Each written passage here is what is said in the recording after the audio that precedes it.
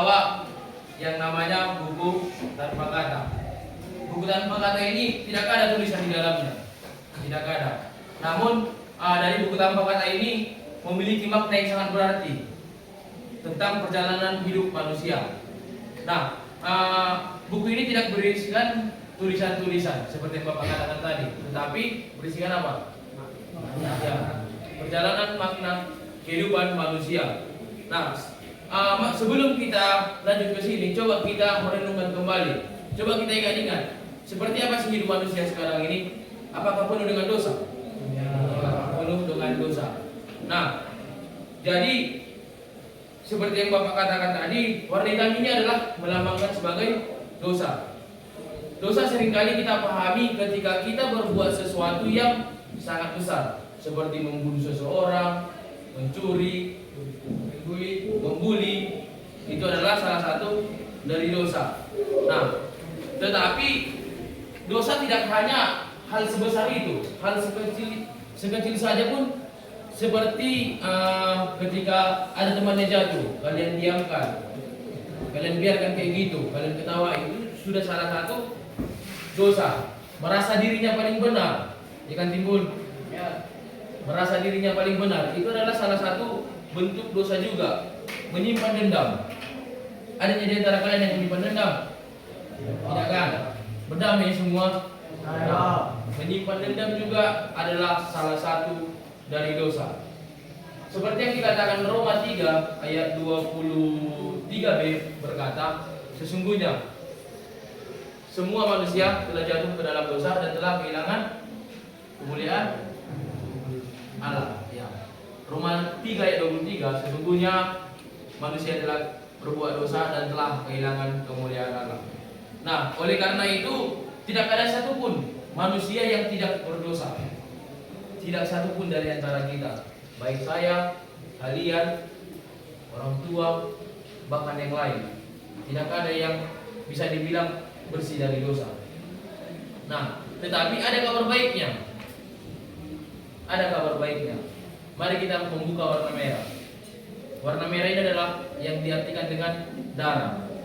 Seringkali ketika berbicara tentang darah, pasti kita sudah mengetahui bagaimana sih pengorbanan Tuhan Yesus Kristus terhadap kita manusia. Dia rela mati di kayu salib, ya kan? Rela Tuhan Yesus mati di kayu salib, kan? Nah, seperti yang tertulis di Efesus 1 ayat 7, sebab di dalam Dia dan oleh darahnya beroleh penebusan. Sebab di dalam Dia dan oleh darahnya kita memperoleh penebusan. Ya, kita dulunya seorang yang berdosa, tetapi kita ditebus oleh Allah melalui pengorbanan darahnya. Dia rela mati. Ada yang mau mati seperti Allah, seperti Yesus. Ada yang mau karena berdosa kawannya, daripada dihukum dia bagus aku dihukum. Ada yang mau kayak gitu? Enggak kan? Dalam kehidupan sehari-hari pasti kita tidak rela menanggung kesalahan teman kita. Tapi pengorbanan Yesus bukan main-main. Dia bahkan rela mati di kayu salib.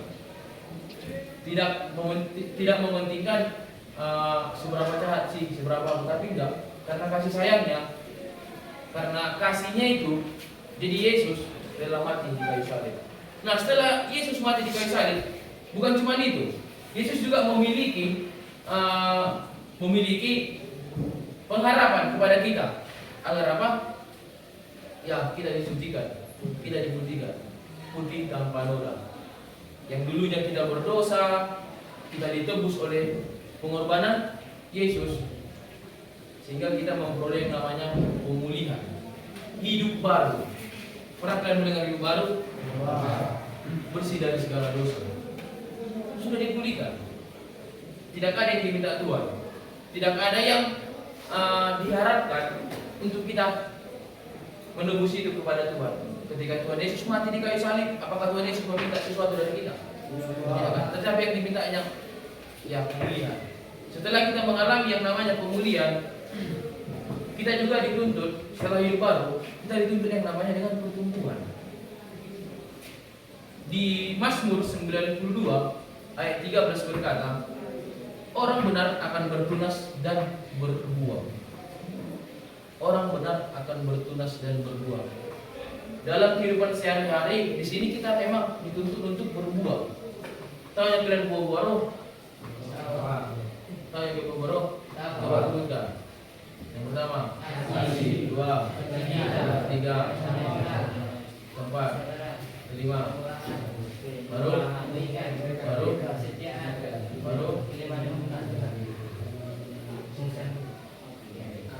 Nah, semuanya benar. Jadi pertumbuhan juga tidak hanya ketika kita berbuat baik, ketika kita sudah mewujudkan buah-buah kasih, buah-buah roh itu, bukan. Tetapi pertumbuhan juga ketika kita salah, kita ditegur. Misalkan si Oge, salahlah kau Oge, datanglah si Juragan, ditegurnya. Kalau kau terima akan peneguran oleh si Juragan, itu namanya kalian sudah mengalami pertumbuhan iman. Ya, kita salah, kita sadar akan kesalahan kita, ya kan? Bukan ketika kita salah ditegur seseorang kita malah nama ini, gak senang kau, urus hidupmu, gitu kan, sering kan, gitu kan, jangan urus urusan, gitu. Nah, setelah yang namanya pertumbuhan,